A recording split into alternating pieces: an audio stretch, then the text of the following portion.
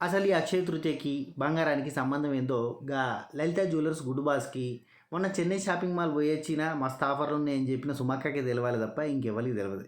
ఎందుకంటే అసలు అక్షయ తృతీయ హిస్టరీ చూస్తే ఇవాళ ఏమున్నది, అక్షయ పాత్ర పాండవులకి ఇచ్చిన రోజు, రెండోది వ్యాసుడు చెప్తా అంటే వినాయకుడు మహాభారతం రాసుడు మొదలుపెట్టిన రోజు, మూడోది పరశురాముడు పుట్టినరోజు. ఈ మూడు ఉన్నాయి, గూగుల్ చేసినా గదే కనబడుతుంది. నాకు తెలిసిన బాపనయ్యని అడిగితే కూడా గదే చెప్పింది ముచ్చట.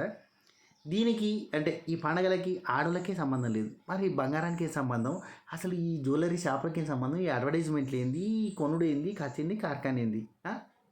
వెరైటీ మార్కెటింగ్ స్ట్రాటజీ అంతే, దానిలో చిక్కుకుపోయి మనం కొట్టుకుపోవాల్సిందే. సరే కానీ మీరు ఎందుకు కొంటారు అక్షయ తృతీయ నాడు బంగారం? ఆఫర్లు బాగుంటాయనా? ఆఫర్లు ఉన్నాయని పోతే మనం జోకర్లు అవుతుంది తప్ప అందులో ముచ్చటే ఉండదు.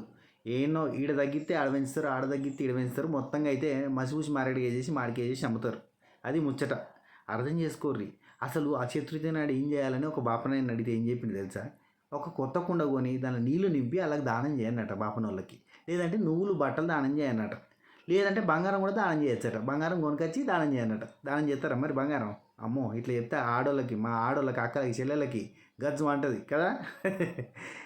అదిలే కానీ సరే, ఇంతకీ నేనేం చెప్దాం అనుకుంటున్నా అంటే, హ్యాపీ అక్షయ తృతీయ, ఎంజాయ్ పండగ. మీ సార్ల పర్సుల్ని నలిసిపారేరి, దుమ్ము దులిపేరి. ఉంటా, take care, Tata, by by, నమస్తే, శబా ఖైర్.